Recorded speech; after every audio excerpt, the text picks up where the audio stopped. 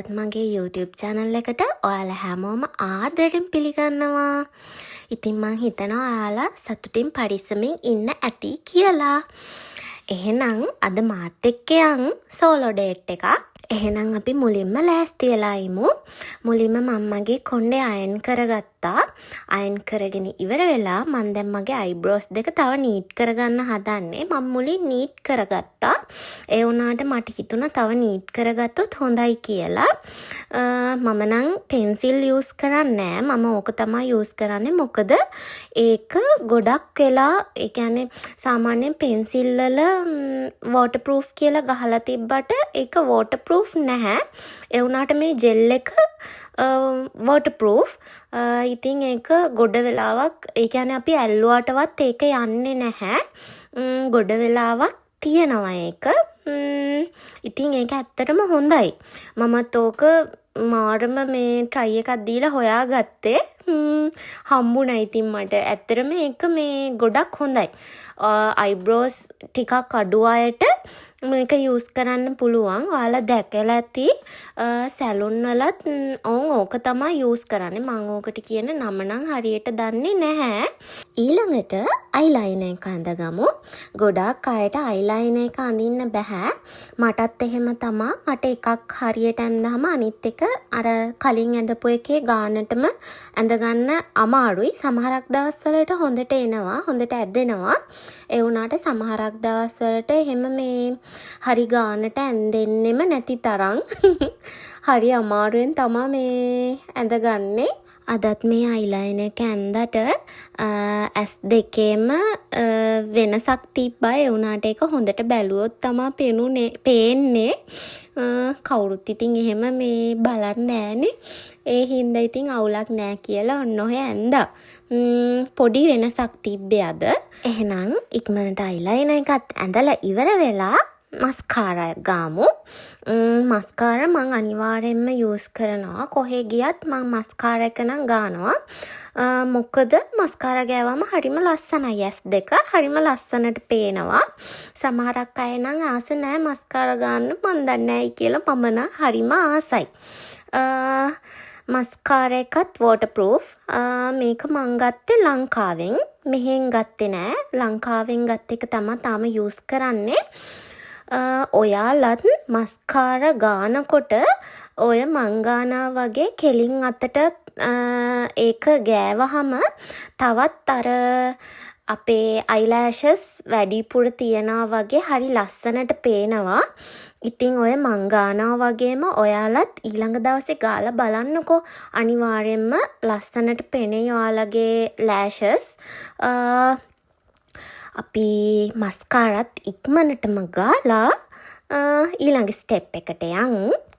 ඔයාලට පේනවා ඇති කලින් මගේ lashes සාමාන්‍යයෙන් පේන්නෙම නැතුව තිබ්බේ. වුණාට දැන් බලන්නකෝ අර විදිහට මස්කාරා එක ඇප්ලයි කරාම හරිම ලස්සනට lashes පේනවා. ඔයාලට පේනවා ඇති හරිම ලස්සනයි lashes ටික.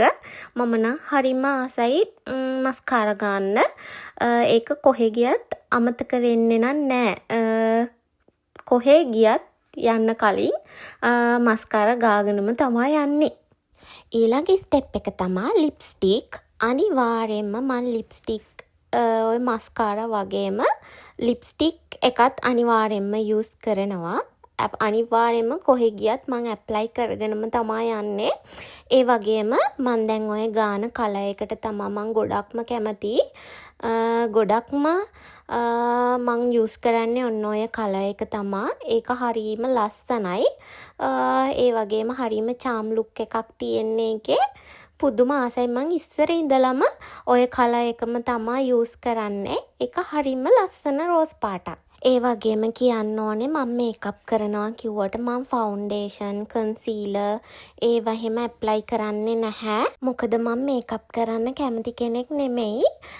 ඒකට හේතුව තමයි මම ෆවුන්ඩේෂන්, කන්සීලර් එහෙම ගෑවහම නිකන් මට අනේ මන් දන්නේ නිකන් බර ගතියක් දැනෙනවා මූණට. හරි අමාරුයි, අපහසුයි. ඒක නිසා මං ඒවා යූස් කරන්නේ නැහැ. මං යූස් කරන්නේ ඔන්න ඔය ටික තමා යූස් කරන්නේ නෙමෙයි ඇප්ලයි කරන්නේ. මං අනිවාර්යෙන් ඔය ටික නම් කරනවා. ලිප්ස්ටික්, අයිලයිනර්, මස්කාරා, අයිබ්‍රෝස් හදනවා. ඒ ටික අනිවාර්යෙන්ම කරනවා.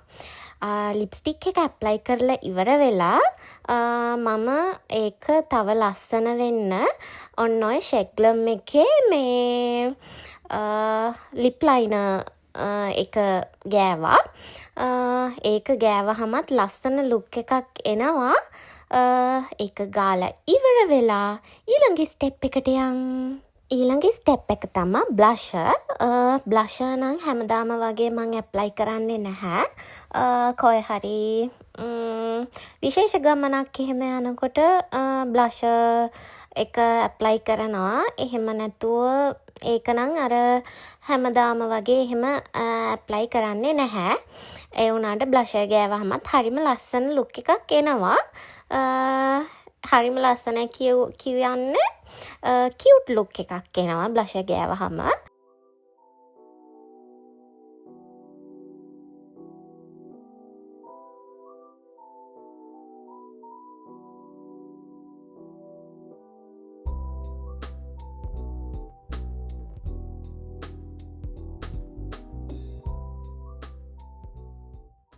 අද මන් දාන්න තෝරගත්ත ඉයරින්ග්ස් දෙක තමා ඕක. ඔය වගේ ඉයරින්ග්ස් දැන් මේ දවස්වල ගොඩක් කට්ටිය දානවා මන් දැකලා තියෙනවා. ඒක හින්දා ඔය ඉයරින්ග්ස් දෙක මං අද දාන්නේ. අද මන් නෙක්ලස් එකක් නම් දාන්නේ නැහැ. ඊට පස්සේ මං රින්ග්ස් දෙකක් දාගත්තා. එච්චර තමා. ඊට පස්සේ අපි ඉක්මනටම ලෑස්ති වෙලා අපේ වැඩේට යන්.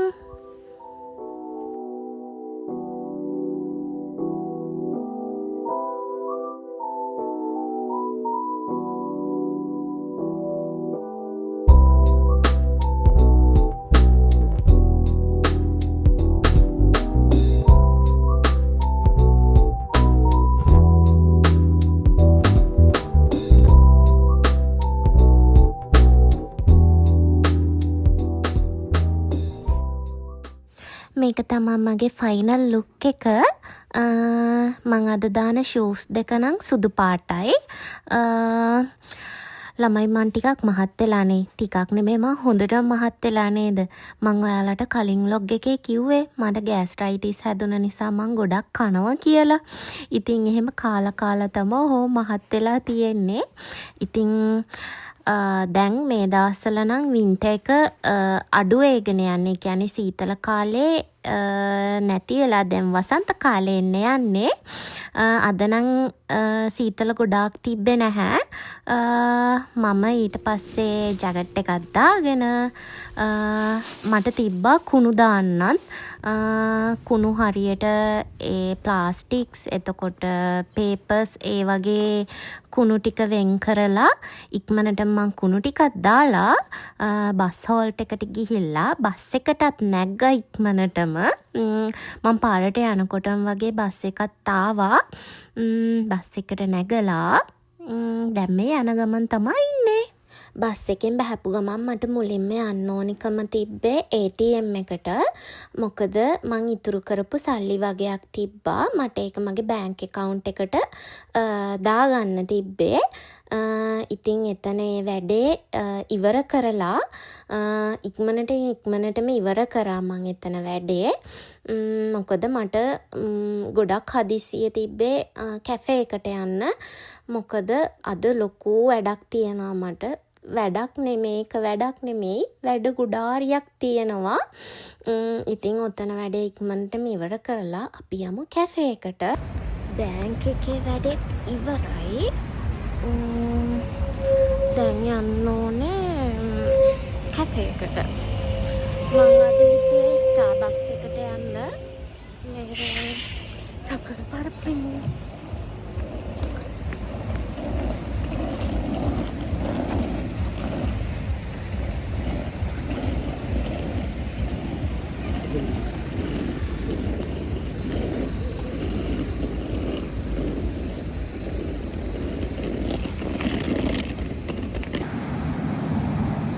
දැන් නම් මෙහි මේ සීතල චුට්ට අඩු වෙනවා.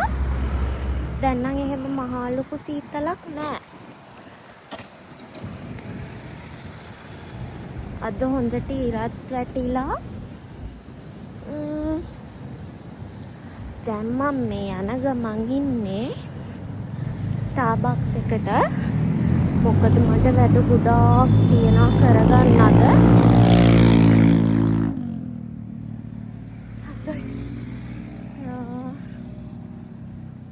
හමු මහන්සි.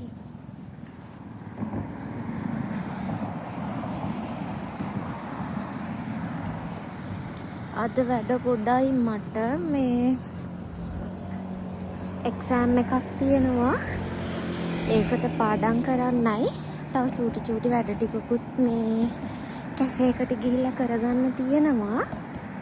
එහෙනම් අපි යමු.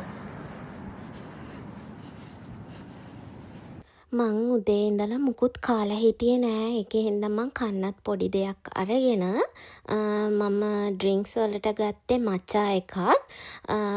මං ඕඩර් එකක් දාලා එතන ටිකක් හිටගෙන හිටියා. මොකද මගේ ඕඩර් එක හැදෙනකන්. ඊට පස්සේ උඩ තට්ටුවට ගිහිල්ලා මං හොඳ තැනක් තෝරගත්තා මගේ වැඩ ටික කරගන්න. ඉතින් ඔතන තමා මට හොඳයි කියලා හිතුනේ ඔය තැන.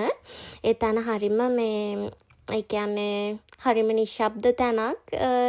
ඒක නිසාමයි මං ඔතනට ආවේ. ඒ වගේම මගේ වැඩ ටික ලේසියෙන් කරගන්න පුළුවන් නිසා.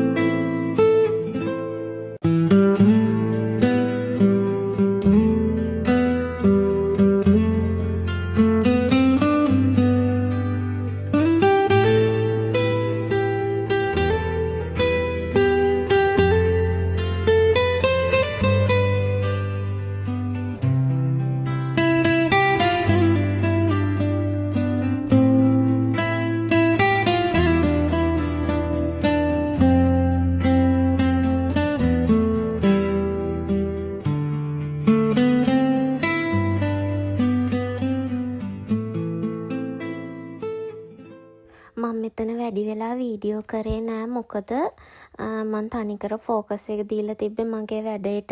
මොකද අද මගේ සමහර තිබ්බ වැඩ ටිකක් කරගන්න ඕනම වුණා අද දවස් ඇතුළත. ඉතින් එතන පාඩමුත් කරලා ඉවර වෙලා දැන් මං එළියට ආවා. මොකද එතන මං හිතන්නේ මං පැය දෙකකට කිට්ටු වෙන්න හිටියා. එතනින් ඇවිල්ලා දැන් මම මේ යන්න හදන්නේ ඔලිව් යන් එකට. ස්කින් කෙයාර් ටිකක් මගේ ඉවර වෙලා තියෙනවා. ඒ ටික ගන්න. ඔයාලා දන්නවනේ ලෝකෙම කොරියන් ස්කින් කෙයාර් ප්‍රසිද්ධයි. ඉතින් කොරියාවෙත් ඔරිජිනල් ප්‍රොඩක්ට්ස් ගන්න තියෙන තැනක් තමා මේ ඔලිව් යන් එක. ඉතින් මේකේ තියෙන්නෙම ඔරිජිනල් ප්‍රොඩක්ට්ස්. මං අනිවාර්යෙන් මගේ ස්කින් කෙයාර් ගන්න මෙතනට එන්නේ. ඉතින් මට මගේ සීරම් එක ඉවර වෙලා තිබ්බා. සීරම් එකත් ගන්න ඕනිකම තිබ්බා. ඒ වගේම තමා මගේ කොලෙජන් එකත් ඉවර වෙලා තිබ්බේ. ඉතින් කොලෙජන් එකත් මං ගත්තා. ඊට අමතරව මෙතනට ආවහම පිස්සු හැදෙනවා. මොකද මේ තියෙන දේවල් දැක්කහම ගර්ල්ස්ලා ඉතින් ආසයිනේ ලස්සනට ඉන්න. ඉතින් මං ඔතන ඔයාලට වීඩියෝ ක්ලිප්ස් ගත්තේ ඔයාලට පෙන්නන්න. මේකේ සමහර තැන්වල ඔයාලට ගණනුත් පේනවා ඇති. මං ඔතනින් ෆේස් මාස්ක් එකකුත් ගත්තා.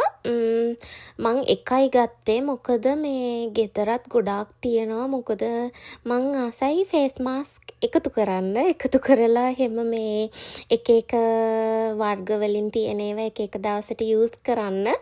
ගෙදරත් ගොඩාක් තියෙනවා ෆේස් මාස්ක්. ඒකින්ද මං අදත් එක ෆේස් මාස්ක් එකක් ගත්තා. ඔයාලත් බලන්නකෝ ඔයාලා යූස් කරන ප්‍රොඩක්ට්ස් මෙතන තියෙනවද කියලා.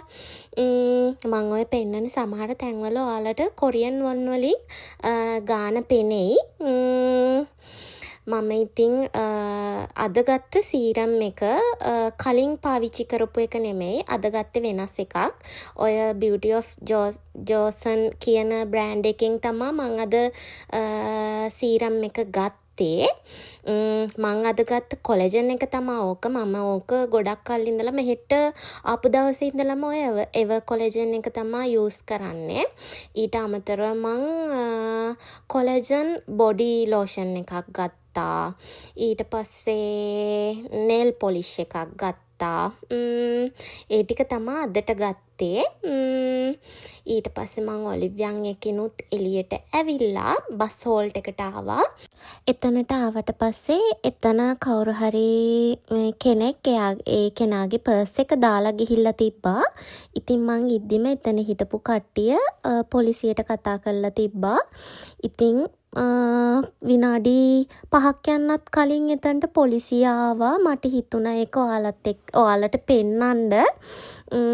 මට නම් ඒක ඒ කියන්නේ එහෙම දැකපු පළවෙනි පාර. ඒ කියන්නේ අපි සාමාන්‍යයෙන් ලංකාවේදී ඔහොම දෙයක් වෙන්නේ නැහැනේ. පර්ස් එකක් වැටුනහම ඉතින් මට ඔයාලත් එක්ක ඒක පෙන්වන්න හිතුණා. විනාඩි 5ක් යන්නත් කලින් එතනට පොලිසිය ආවා. ඉතින් කොච්චර හොඳද කියලා මට හිතුණා. එහෙනම් ළමයි ඊළඟ vlog එකෙන් හම්බෙනකන් ඔයාලා සතුටින් පරිස්සමෙන් ඉන්න. බයි. අන්යොන්.